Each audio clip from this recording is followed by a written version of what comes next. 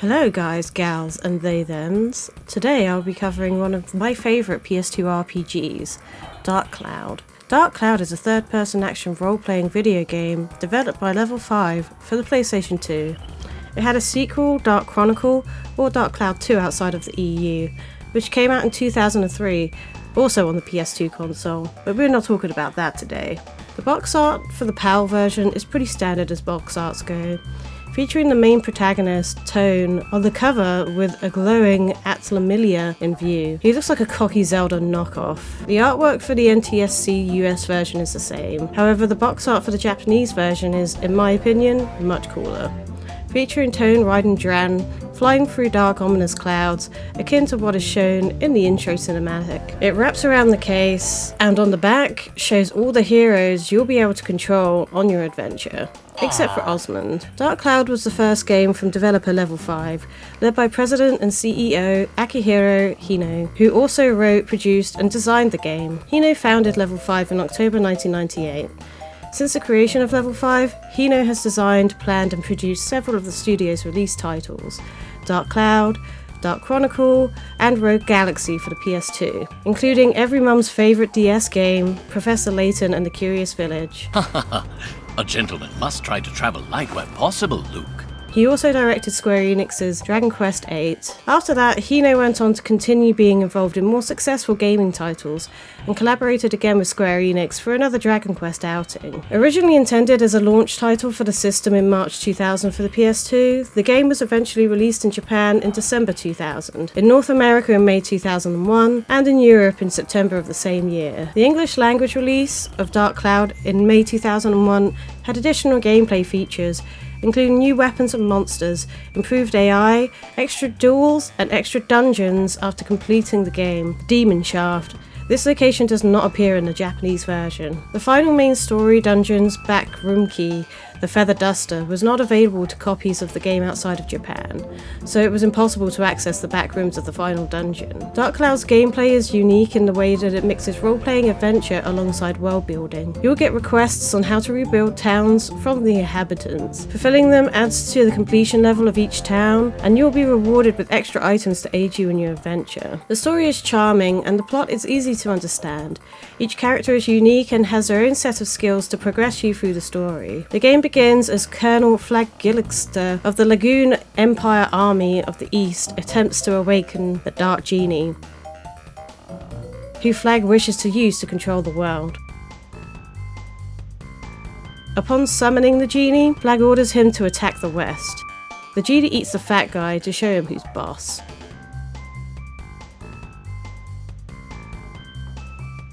Cut to the villagers to the west and our main protagonist, Tone. He's late for the party, so he's going to yam down his food and go bone his girlfriend. We go back to the bad guys where Genie shoots laser beams like he's at a rave, because why not? The torrent of lasers hit the village, and our main man, thinking with his wiener, dives to save his woman. The Fairy King comes to tell you what's up. The village got mashed up, as did the other areas in the west. This is where you get the power to restore destroyed villages and towns. Prior to the attack, Simba, the Fairy King, no, not that Simba, had cast a protective spell around the land, sealing the buildings, objects, and people inside magical orbs called Atla. Due to the power of the genie's attacks, these orbs were scattered across various dungeons, and this is where you come in. The main protagonist and player character is Tone, a boy who's given a magical stone called the Atlamilia by the Fairy King Simba. Nope. Granting him the power to rebuild his destroyed lands. This major component of darkcloud's gameplay involves special items called Atla, which are used to rebuild the world outside of the dungeons. You will find Atla in most dungeon levels, which can be retrieved by Tone only. When Tone touches the Atla, they are removed from the dungeon, and they transform into pieces of the world. Trees, houses, villages, or totem poles, boobas. These pieces must then be reassembled in Diorama mode, a gameplay mode similar to city building games in which the player can arrange the pieces onto the landscape.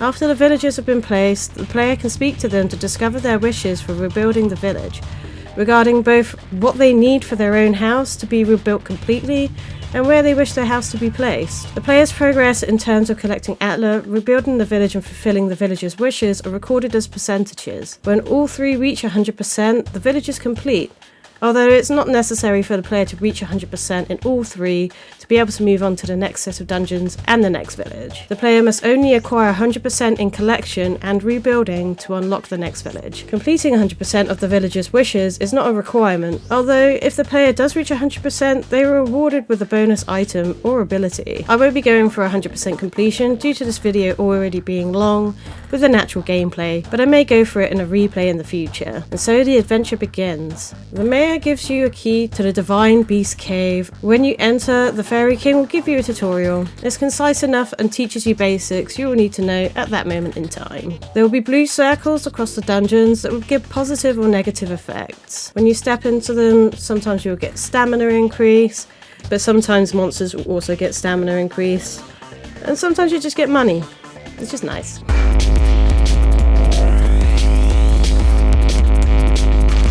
You can see the wind direction blow on your shore. It's a nice effect and shows off the power of the PS2. The bats are a menace. They have a chance to poison you when hit, and while you're without ranged attack characters, it makes getting hit by them a semi-frequent occurrence. It gives me PTSD from Pokemon Zubat caves. Ugh. When you finish rebuilding each home, you get a little cutscene. Each cutscene shows off the individuality of all the NPCs you encounter, and some are quite funny. Fairy King looks like he's seen some shit. You okay, bro? You get challenged by some time-traveling dude, Seda. Rescue a cat after getting hoofed in the gut and zapped, and that cat turns into an orb. Poor kitty. After you return home, you can give the cat a potion Seda gave you, and she will become your first new ally, a fairy friend. Yay! Before I finish the final dungeon level, I will make Nolan Village great again. In the final dungeon level, you fight Dran. He looks like a fat Falcor. To defeat him, you gotta get right up to that booty, knocking him down with his slingshot and then deal damage with Tone. He'll befriend you, and now you can go to Matataki Village to find the Moon People. You'll meet Goro, who hates your face and fights you. He has a bad tummy and doesn't want to be your friend, but he can jump up a tree instead of using the ladder right there. Alright, sick note. Treyant is chilling, all dried up like a prune, so you gotta connect the river to rehydrate him. Spend more time traversing through the forest. It's Saturday! No, it's not. It's fucking Sunday. When you revisit Treyant, the tree sneezes all over you and gives you a cool serpent sword.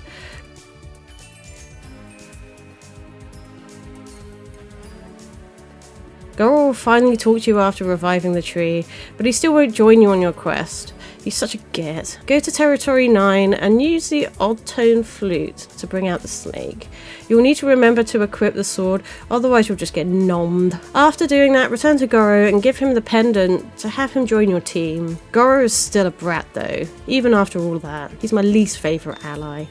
I call him the switch bitch, because that's all he's good for. darkcloud features 6 main characters, 3 melee fighters and 3 range fighters, with each using different weapons. Each character also has a unique ability that allows them to move through the dungeons. For example, Xiao can jump across chasms that other characters cannot. Couscous just chilling naked, living his best life. He'll give you candy you can use to give to Bambuku to get Kalulu down from the pipes. Quite a lot of bonus items will be hidden off screen, so mash that X button. Old guy falls and somehow is fine. These village people are solid.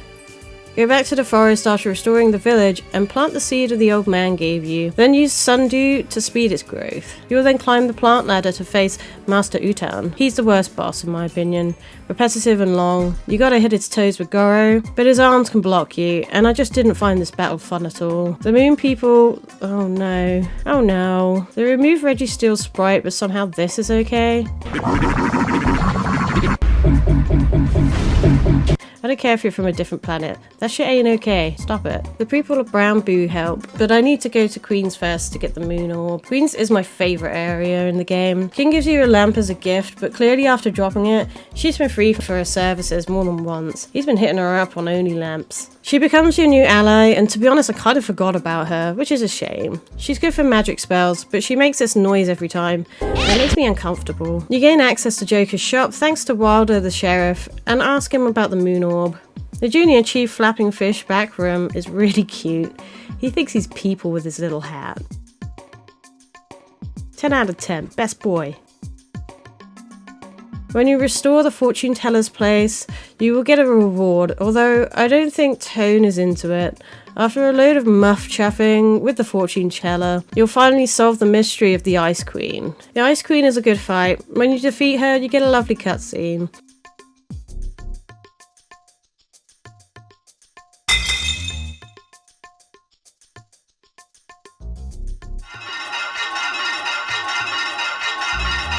After leaving Queens, we then head to Muskaraka, where we will begin to help the people of the village while we search for the Sunstone. Gigi Brook screams when you fix his house. He also has an existential crisis and screams some more. He's just a bit vain. And Gaga is a real one though.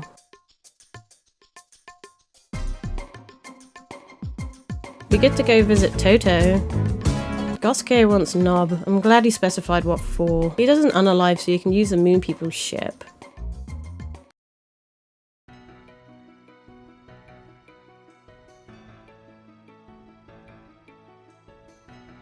I get a reward from the Fairy King for not dying in the QTE. Cheers, mate. The Moon People are bunnies. Oh my god. After they calm down, we can explore Yellow Drops. They live on rocks floating on piss. Although most of the combat involves real-time hack and slash, the player will occasionally duel an enemy. In this type of battle, the player must correctly pass a quick-time event.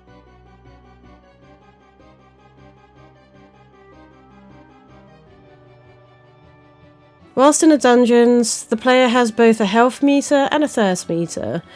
The thirst meter gradually decreases over time, and when fully depleted, it causes the health meter to begin to decrease. Some dungeon stages will have your meter decrease faster. Each dungeon in darkcloud has procedurally generated dungeons, battling monsters and collecting items. If you're lucky to find a special item specific to each dungeon, you may have the option of entering a separate backdoor area, which contains stronger monsters and rarer treasure.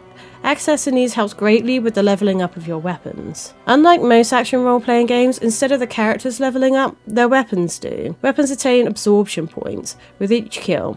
Once the meter is full, the weapon will be leveled up. However, weapons wear out over time, and it is necessary to repair them to prevent them from breaking. The starting weapon, if broken, will do very little damage, 1 or 2 hit points. To upgrade a weapon, the player must attach stat increasing items, attack power, speed, ability to kill different types of monsters, elemental attributes, etc. The weapon can only carry a limited number of attachments. These attachments are absorbed into the weapon when it's leveled up, freeing space for more attachments.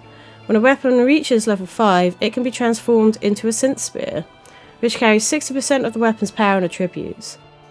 These spheres can then be attached to another weapon and absorbed into it when it levels up, just like a regular attachment. The characters themselves can only grow stronger with the consumption of particular items, which can increase their hit points, water meter and defense. The game sold over 1 million copies worldwide by 2014. It was later released via emulation for the PlayStation 4, for the PlayStation Network, in December 2015. darkcloud was met with mainly positive reviews by critics, who praised its blend of gameplay types, although some criticised its combat as repetitive, which it certainly is. The worst by far is Xiao.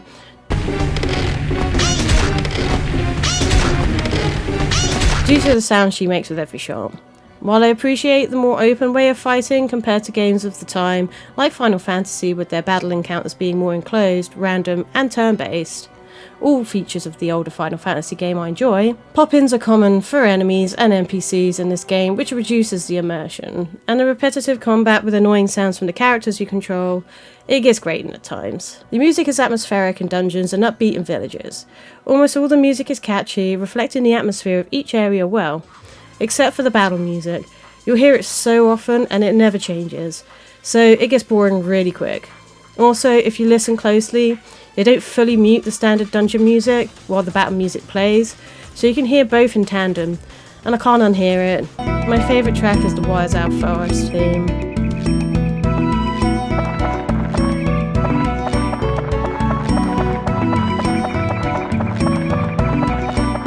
Reviews of the game were mixed, with some mentioning pop-ins and dungeon textures being bland and repetitive, which is understandable. Some positive reviews stated that all the models, effects and textures were great, with darkcloud's graphics being both stunning and disappointing. All 6 characters look great, and it's obvious that a great deal of time was taken in crafting their personalities through animation. Graphical tricks like real-time shadows, depth blur, and particle effects are prevalent in most settings. However, the camera regularly gets stuck behind objects while your character is locked onto an enemy, especially in the shipwreck dungeon, where the beams in the middle of the corridors and openings affect the camera badly. When you finally finish constructing the sun giant, you'll head to Dark Heaven Castle. There you defeat the genie, where it's then revealed that it was fake all along. The real genie destroys the sun giant, and you meet again with Seda. Seda tells you how he tried to go forward in time to retrieve the Atlamilia, to destroy the Dark Genie in his own timeline, and restore what he lost. He got possessed and sacrificed himself to stop the genie. He opened the Gallery of Time so Tone can go back and stop the Dark Genie.